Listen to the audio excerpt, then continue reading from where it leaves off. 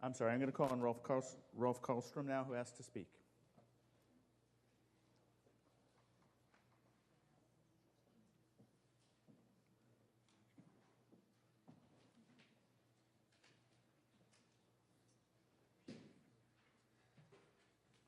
Okay, Rolf Karlstrom, Precinct 10.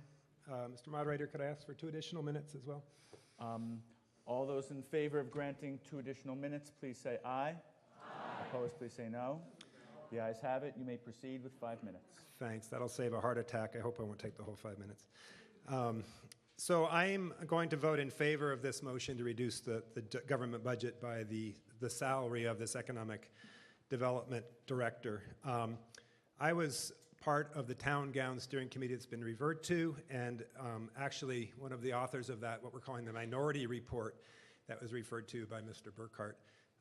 And I want to speak to my experience, my little background about the committee and how this recommendation came about from the town gown steering committee, and why I think it actually is premature and quite unwise to move forward with this economic development position at this time, before the town gown process can catch up with town, which is trying to run ahead here, and actually do it right. So yes, it's been a long time in coming. I think it's time to do it right. We have a new process in place we need to take advantage of in this case. So as I said, I was part of this town gown steering committee. My role was to represent both UMass as the chair of the biology department and to represent neighbors as a resident on the periphery in a peripheral neighborhood. So I had 2 hats to wear.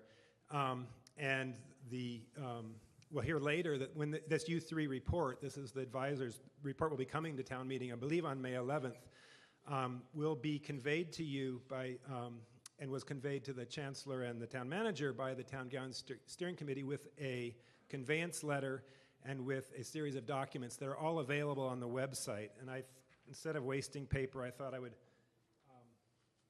if this can work, I would put the web link up there and show you what this web page looks like. I think it's very important to look at these documents in town meeting and get an idea of what we actually paid for with our $30,000. There's some very good data in this U3 report, and there's some recommendations that I took great exception to, and it will be up to town meeting to read these documents and decide what they think is the right direction for Amherst. To cut to the chase on this argument, U3 had 2 recommendations pertaining to this development position. One was it's not up yet? Do I need to do anything? I don't think so.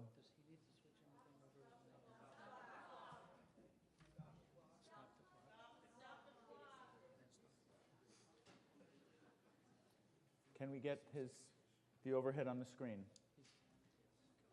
I can hold it up. Or pass it around, how about?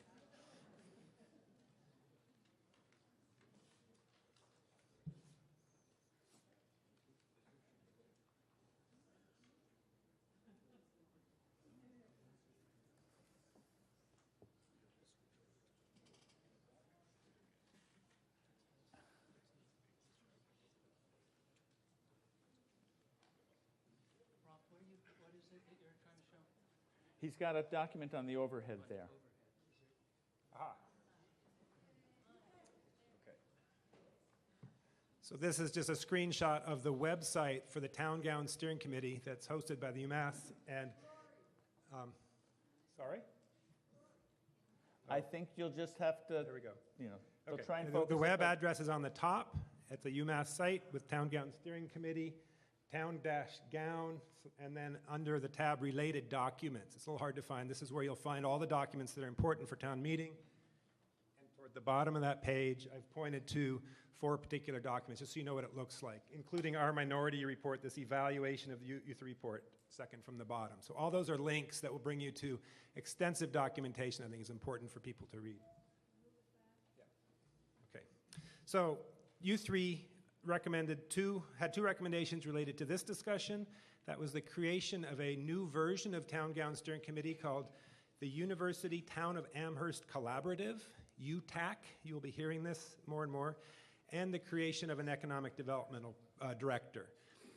I believe that UTAC needs to come first for this development director to make sense. and that the process needs to be carefully done. We've waited a long time for this development director, apparently, and we're at the edge, I think, of having a new way of crafting an economic future for Amherst that could be, if done well, I think a breath of fresh air and take us in new and important directions. I think Amherst can be a model for college towns across the country if we embrace all elements of our community in this new UTAC. So to my knowledge, this University Town Committee has not been formed yet. I'm not at all clear on what the process of forming that committee is, but I urge that the committee have strong representation from, again, neighbors, including Coalition of Amherst Neighborhoods and other groups, as well as those that were left out of the U3 process. The goal should be to look, these people who are not included often can bring perspectives and ideas in economic development that really can give us a new and better way forward. And so I think we need to create, I've hired many people in the biology department. It's critical at the job description and job ad phase to craft the type of job position you want for your town. And I think we are in the middle of a town gown planning process that's quite, has a lot of potential.